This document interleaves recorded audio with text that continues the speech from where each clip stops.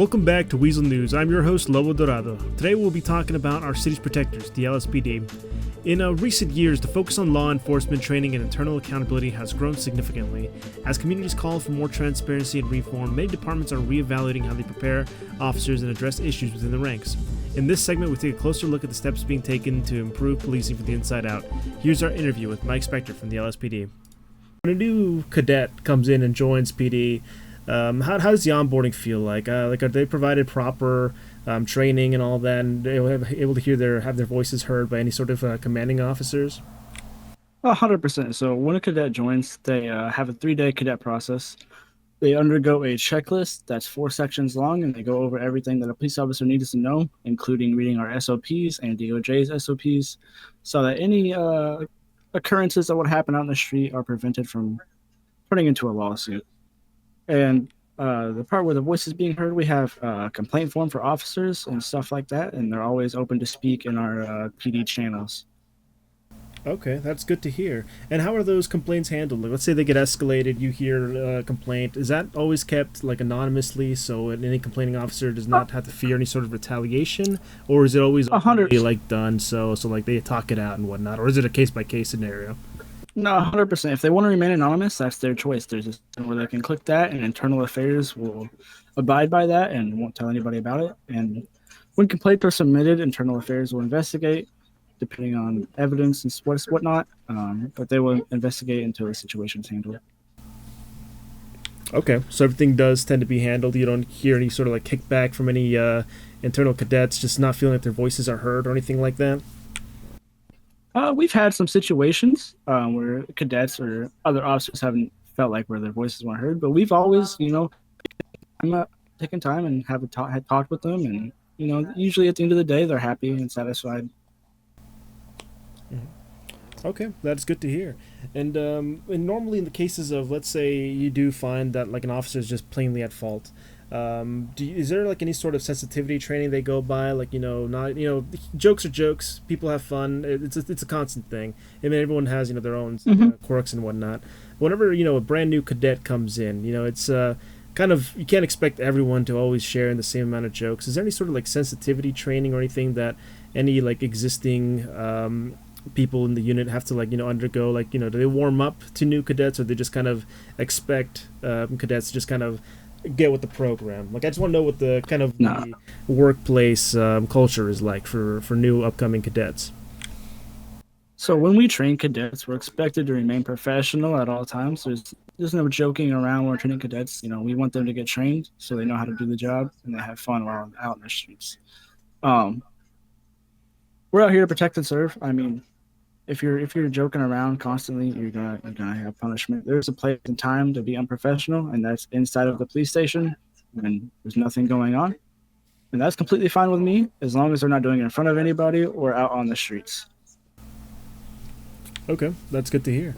It's always good to have those expectations for any existing people in the police department. However, I'm sure you are aware a little bit. We did kind of give you a heads up before coming here that we did receive some, complaints from other people. Unfortunately, they do want to remain anonymous, and obviously, we do want to make sure we protect that anonymity from them. We obviously. Yeah, that's fine. Due to the anonymity, I'm not able to, show any sort of example within that we have. We are still receiving a few occasional complaints about things. We just want to make sure that, well, obviously, everyone's voice is being heard to the point, because when the news outlet starts hearing about problems, it seems to be kind of a maybe a underlying larger issue. As of right now, from what I heard, it's all one-sided. I know you're claiming here that everything is taken care of in the back room there.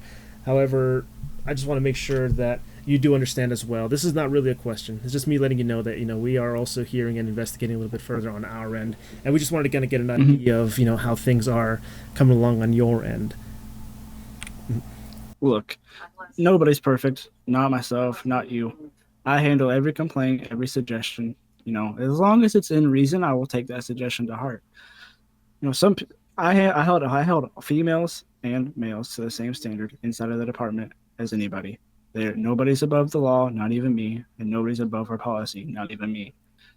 I handle everything seriously, and the department right now is well managed. Our internal affairs is up and running. So we got everything, our ship's tight, as you would say.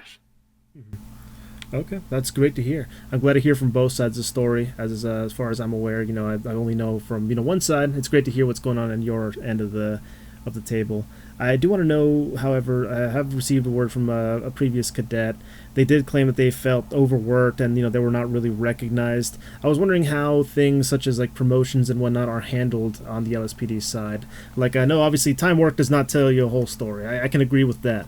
Like someone can go in and work 80 hours a week, but guess what? They're exhausting themselves. They can't do it. That's just how if people need their rest. So I 100%. understand that time work is not always the best case of employing, hiring, and promoting within.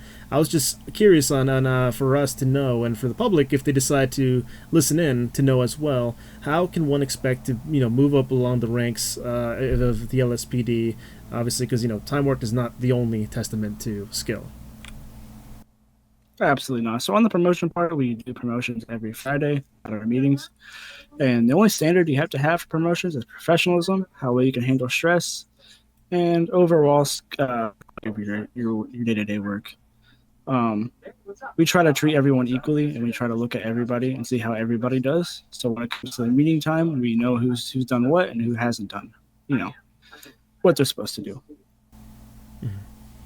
Okay, and you would say no terms of like favoritism play a part in there. There's no like, I like this guy more or I like this girl more. I'm gonna go ahead and give them anything. Nothing like that plays a part when it comes to. No, look, you could scream at me, call me names, you could shoot me in the head 25 times a day. I still look at you no different than I look at anybody else. I don't hold grudges. I don't have favoritism. I'm not biased. I look at everybody the same, and if they do good, they get promoted. If they don't, they don't. Simple as that. Okay, that's great to hear. And for any sort of like things escalated from the public, I know obviously lawsuits are a growing concern always. I mean, no one wants to get sued, but whenever the general public has an issue, I know that a lot of them by default were going to want to sue you.